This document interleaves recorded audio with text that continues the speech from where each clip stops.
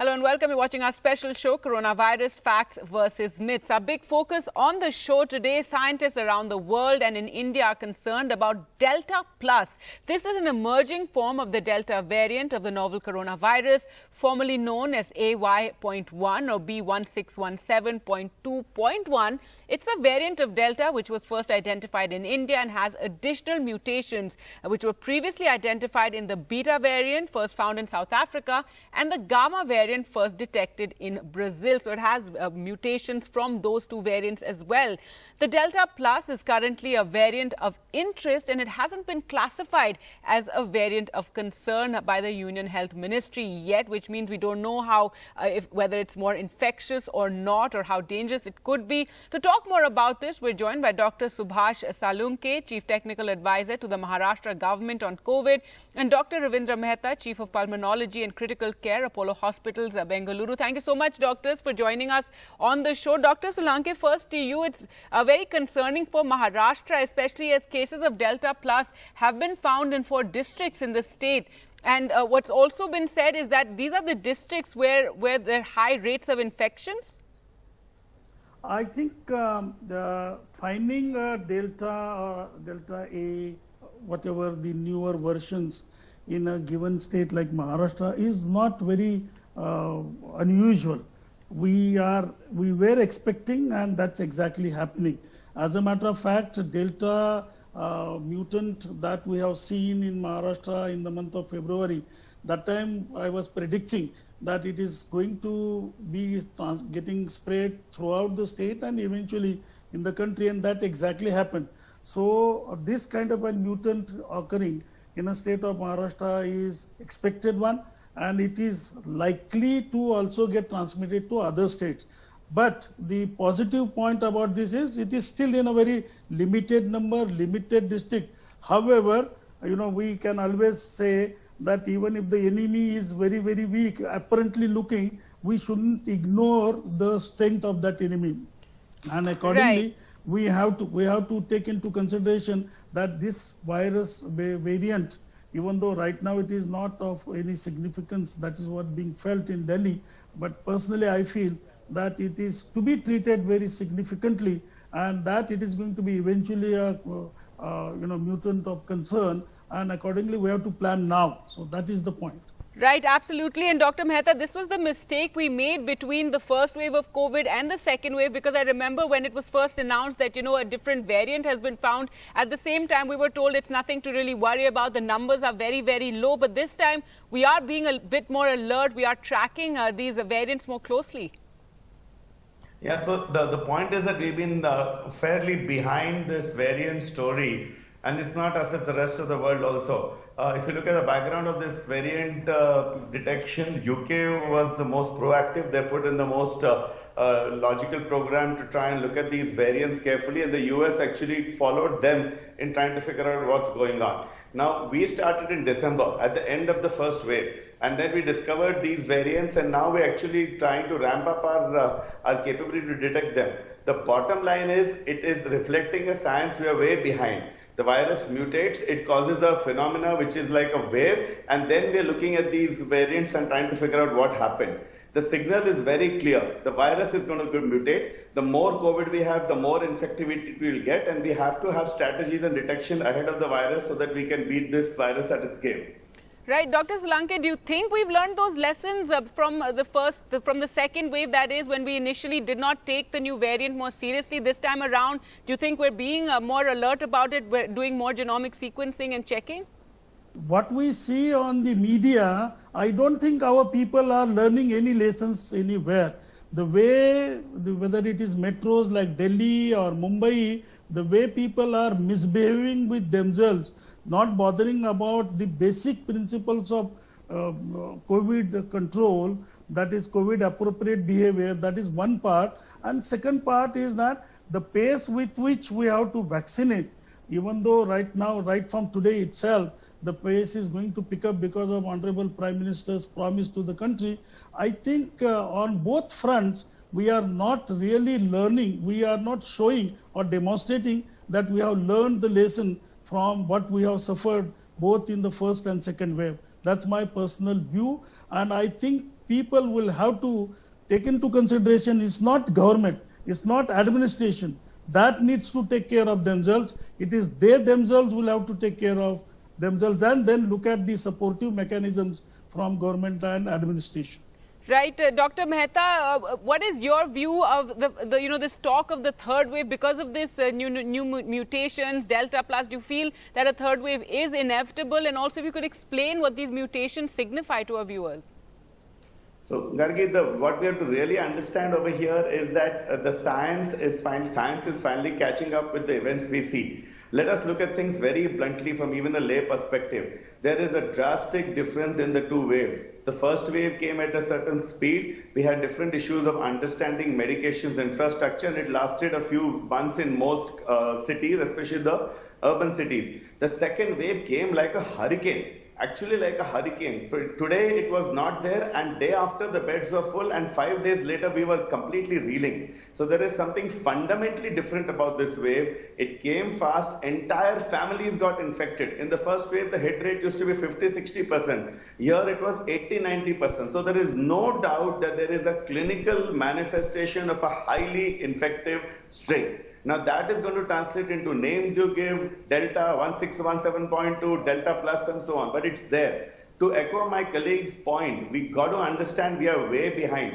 On one side, we have this unfortunate thing that we cannot let people panic and say, don't worry, it's not a variant of concern. Inherently in our heart, we know that these viruses are mutating. We should maintain the highest risk of highest precautionary measures, to the point that we should think the wave is never ending. The day we decide wave is ending and we're going to get complacent is the day the virus has already done its job. So to put it simply, it is there, it is going to be there. We need time to figure it out. Till then, the only thing the common man can do is maintain precautions at all times to the maximum, which has been said 1 billion times so far. All right, and the government needs to ensure vaccines so we can vaccinate the population as fast as possible and, really put an end on the spread of the infection. Thank you so much, Dr. Salunke and Dr. Mehta, for joining us on the program. Thank you. Thank you. Now, as some countries like the United States and Israel have managed to vaccinate a significant proportion of their population, the situation is very different in much of the rest of the world. In many low-income nations, less than 1% of the population has received a single dose of vaccine, which means it will take longer for the pandemic to end, and also more variants will emerge during this time. Now, COVAX, a collaboration of WHO, Vaccine Alliance and Gavi, was meant to address this inequity by providing doses to poorer countries, but so far they have faltered. To talk more about the situation and the challenges facing the world, we're now joined by Professor Lawrence Gostin, a professor at Georgetown University and also director, World Health Organization Collaborating Center on Public Health Law and Human Rights. Thank you so much for joining us, Professor, on the show. What is your view of COVAX? And now it's being talked about how, it has kind of failed. It was meant to help countries and meant to address vaccine inequity. Well, I wouldn't go so far as to say that COVAX has failed, but I think COVAX certainly has not lived up to expectations. I want to begin by saying that, COVAX was a truly inspirational initiative from the World Health Organization, Gavi, the Vaccine Alliance, and CEPI. And I have great hopes that in future it's going to succeed and that it will remain a permanent facility after COVID-19 to get us through all of the unconscionable equity problems that we've seen during COVID-19. But it has not achieved its results. It promised by the end of this year to vaccinate 20% of all lower income country populations. It's nowhere near on track for doing that, and there are many countries that have barely even begun vaccinating their populations, and even the 20% target is really insufficient, because I know that the European Union and North America, many other countries of high income would never accept the 20% rate of vaccination by 2022. And so we have to do a lot better in global equity. Right. And Professor Gostin, what about vaccine manufacturers? You know, there was all this talk of sharing intellectual property and creating more manufacturing units around the world. No, very, very little, unfortunately. That is the solution, absolutely the solution. I mean, the United States or the European Union or the UK can be highly philanthropic, and they think, oh, I'm giving charity, I'm giving a dose to India or Brazil or to sub-Saharan Africa. But, a dose of the vaccine might save one life. But if you actually transfer the technology and allow countries to manufacture their own vaccines, you save a country, you save a world. And so that's clearly the answer going forward, not just for this pandemic, but it's the really crucial lesson learned for the future, which is that we have to abandon intellectual property rights. This was a proposal that India and South Africa had put forward before the World Trade Organization, and it still hasn't succeeded, and it probably won't because it's been blocked by the European Union, even though President Biden came along and supported it ultimately. But beyond waiving intellectual property rights so that companies like Serum Institute don't have to worry about lawsuits, we also need to transfer technology. We actually share trade secrets so that we develop the know-how for messenger RNA and other innovative vaccine technologies. All right, now changing tracks a little bit, what about the origins of the coronavirus pandemic? Do you think we'll ever really know? The US is investigating, but will these investigations yield anything given that China has deflected any sort of the theories floating around like the lab leak suggestions? Yeah, the very, very sad truth is that the world is never really going to fully know the origins of SARS-CoV-2. And that is, a human failure, a human catastrophe. And it really is solely because one country, China, has not cooperated with the international community and the World Health Organization to make it possible. There are currently two theories that prevail concerning the origins. The first one is by far the most likely, that it was a naturally occurring zoonotic spillover from an animal to a human, and that the virus probably is circulating somewhere in southern China and may have found its way to the Wuhan wet market. But there's also another theory that it was a lab leak from the Wuhan Institute of Virology. The truth is that we spent most of the time complaining that we don't have cooperation on the lab leak, and that is true. We haven't had that cooperation. We have not had an independent, thorough, rigorous investigation into the lab leak. Right. Professor, also, if we talk about the vaccination challenge, it's also made more difficult because of all these emerging variants. We're just talking about the Delta plus variant that's emerged and, questions over the effectiveness of the vaccines against these new variants. It is, and that's why, it connects with the questions you were asking me earlier. Because, if we have been able to vaccinate large swaths of the world's population, we would not be seeing these variants. We're seeing them particularly because countries, if I might even say smug, like the United States or the European Union or the UK, that are doing quite nicely. You go to the streets of Washington, D.C. or New York, and you'd think, well, you'd call the pandemic in past tense, but it's not. And we think we're escaping the variants, but we're not, because as long as you have surging cases around the world, we're going to develop more and more mutations. They're going to be more and more worrying. Right now, fortunately, even with the Delta or the Delta plus variants, most of the world's vaccines hold up very well. But we could see a scenario where we have a variant that escapes vaccines. And that would be a gross tragedy, not just for low and middle income countries, but for high income countries. It would come back to bite us. So it's in all of our national interests, high income countries, middle and low, to come together, vaccinate as many people as we can to get to the end of this pandemic. It's within our capabilities to do that. All right, Professor Gostin, thank you so much for joining us here on NDTV. Well, with that, time for us to slip into a short break. On the other side, Dr. Padma Srivastava will answer your questions about vaccines and COVID.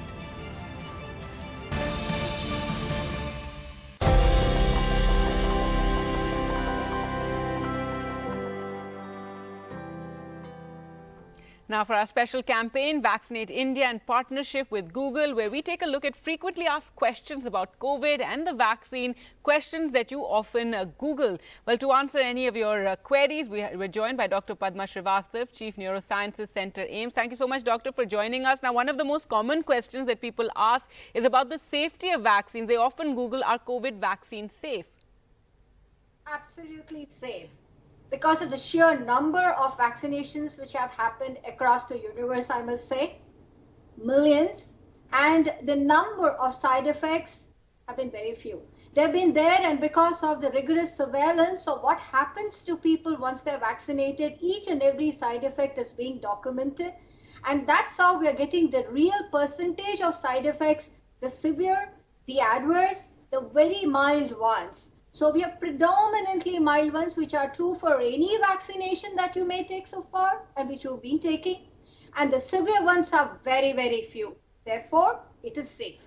Right. And what would you say about vaccine hesitancy that we're seeing? Because it's in a very different form in the cities, and urban areas where people are like looking up sites and, maybe podcasts or YouTube videos about vaccines. And then there's the different sort of fear that there is in villages and in rural India, which also needs to be addressed very aggressively.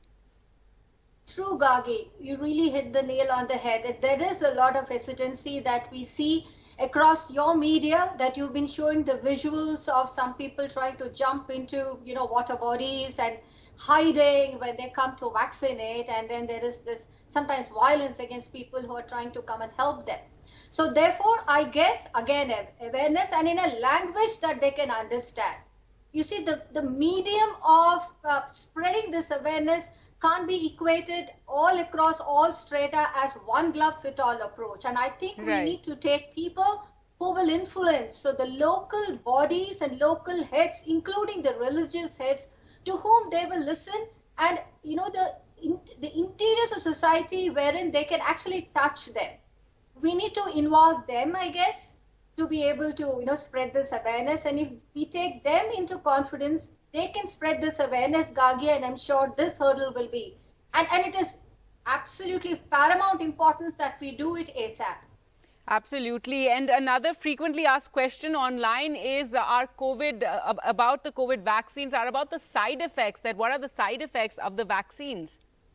Yes. So universally, the vaccines, as we understand, have some local side effects in terms of local pain. There could be a little bit of a tenderness that you press there would be pain. Frequently, some people have myalgia, so body aches, and some less frequently, there's a certain amount of fever which may last a couple of days, which is eminently controllable by simple paracetamol tablets. And then you do have certain flu-like illnesses, a very mild flu-like illness which may happen in certain individuals. But earlier on, we also had these side effects in terms of severe giddiness and fainting episodes, which have not been documented subsequently. So in fact, now you see that, that half an hour of stay and observation in a dedicated facility is probably not really required. And that's how you see that vaccination programs are going into the community, into terms of, vaccine vans and mobile systems. And that is being possible because the serious adverse events have not been documented as was expected earlier, and people were, upfront very aware and were wanted to, watch out and treat them as soon as possible. That's not happening. So these are the common side effects. And any special care that you need to take on the day that you get vaccinated and, the following days? So the very frequently asked questions that even today I was doing my, part of our OPD besides physical is also teleservice. And while I was doing it, always they ask, I'm on blood thinners, do I need to stop the blood thinners? Yes. So yes, please don't stop the blood thinners, which are antiplatelets. The antiplatelets mean simple aspirin or clopidogrel. The second is if you are on a bigger, agent such as what we call as anticoagulant, okay, those you have certain bleeding parameters like PT&R that you can check with your physician. If it is in a certain range, you can get vaccinated. Number 3, if a person is suffering from high blood pressure, high blood sugar, have a heart problem, have had a stroke or a brain attack, all the more reason you need to get vaccinated. Frequently they say that, look, I have these problems, therefore should I get vaccinated? And I tell them, yes, you're straight away number 1, you need to get vaccinated. So what I would advise all of them, of course, there are several other issues like being on steroids, other immune suppressant agents. In them, there are certain do's and don'ts. There is a certain amount of steroid which needs to be less than that before you get vaccinated, simply because the vaccine-induced efficacy or antibodies may be less if you are in certain immune suppressive medicines. Right. But they need to get vaccinated. They need to get even that little bit of protection. They need to be, avoid dehydration, have a lot of water, relax, have food, and go for vaccination. All right. Thank you so much, Dr. Srivastava, for joining us on the program.